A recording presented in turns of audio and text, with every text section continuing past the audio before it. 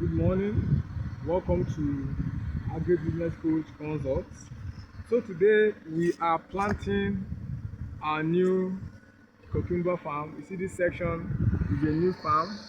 We just concluded the last one we did where we planted only African giant varieties. So in this particular project we are going to be doing something a little bit different.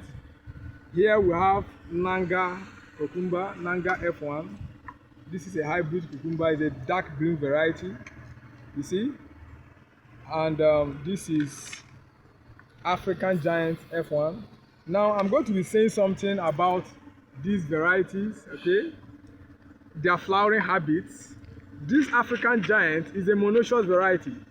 It has lots of male flowers and female flowers on the same plant, okay? While the Nanga variety, it's a gynoecious variety.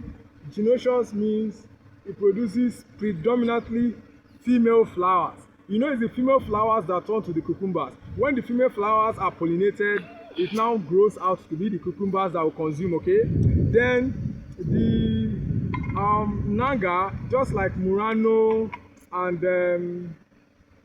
Nanga, a lot of technical varieties like that, Murano 2F1, they are gynoecious.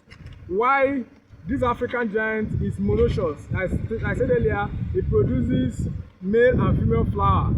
So when you plant only African giant, you don't need to grow a lot of when you plant African giant, you don't need to grow other like other monoecious varieties that will supply that will have the male flowers for pollination, because it has enough, okay?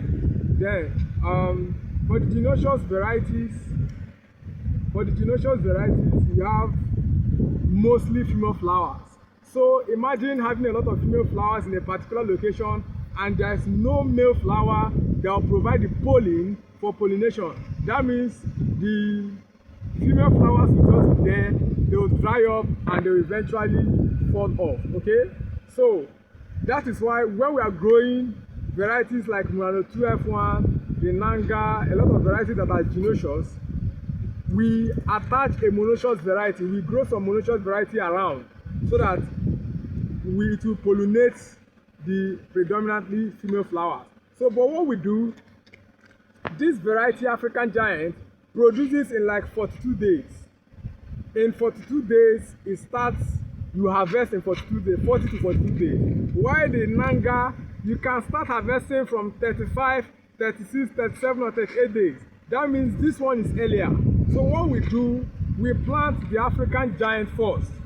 If you are using another monoecious variety, okay, I forgot to mention, there are other types of monoecious variety too, like the marketmore variety, the pointsett variety. There are a lot of varieties like what is it called? We have the Dairy variety also. Most of these varieties are monoecious, but when you are planting them, you should know the days to harvest. These are certain things you need to know when growing cucumbers. You should know the flowering habits. You should know the day to harvest. You should know the growth habits. Is it vigorous? Is it growing straight? You know, things like that. Like there are varieties that don't grow lots of branches. They just grow. They don't grow much variety. I've planted a variety like that didn't grow much varieties. Okay, it aids in staking and all those. It helps you decide what to do with your crops. So the knowledge you have on ground now is going to help us know how to grow these crops. So for now, we already planted African giant 3 days ago. Like today is Monday, we planted African giant on Thursday.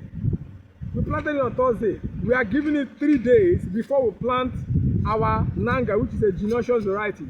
Okay, so we planted this one on Thursday, so we have Friday, Saturday, Sunday. That's 3 days interval before we now come and plant our Nanga variety. Why is that so? So that the harvest will synchronize, so that the harvest will come out at the same time. So that is what we are doing. Let me just show you guys something. Please, let's go. Let me show you guys where we planted this African giant. You see they are already germinating.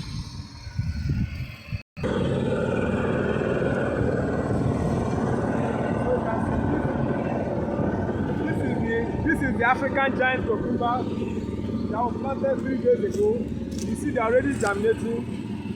See, they are already germinating. After we are done irrigating that section, we'll come and irrigate this section. So you see, they are already germinating, so that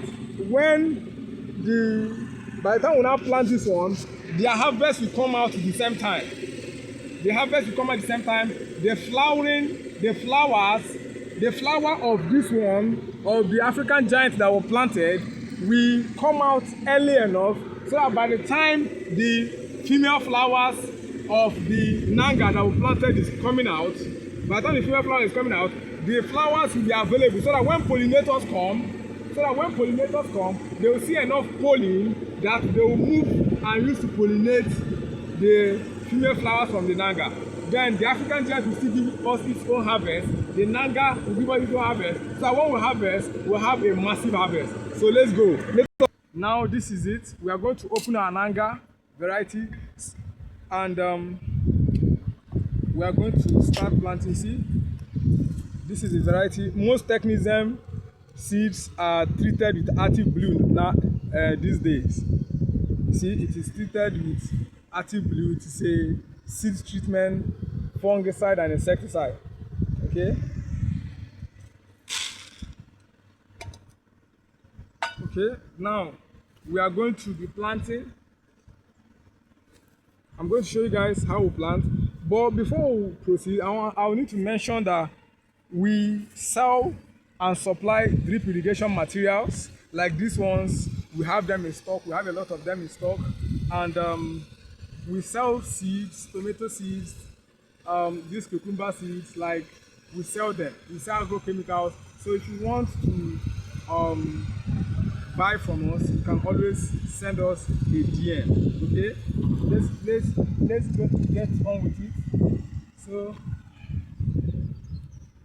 this is how we are going to be planting.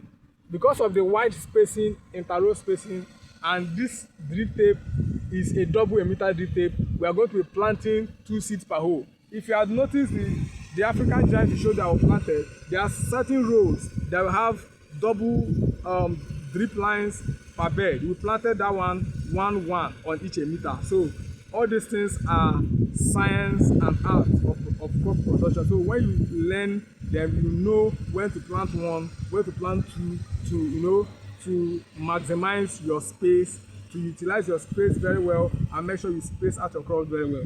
Okay. So this is, and note that before we planted, we already applied manure and covered up. You see, if you have noticed, you see that there is manure inside this bed. We opened, made trenches in the beds, and we applied manure inside.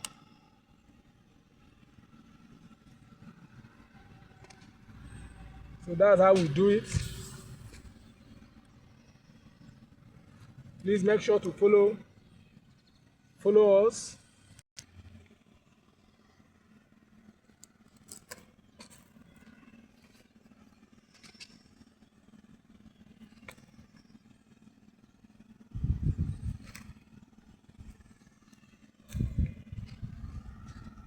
So with this drip irrigation, after we are done planting, we are done our first initial manure application, and we have let it to sit and break down a bit.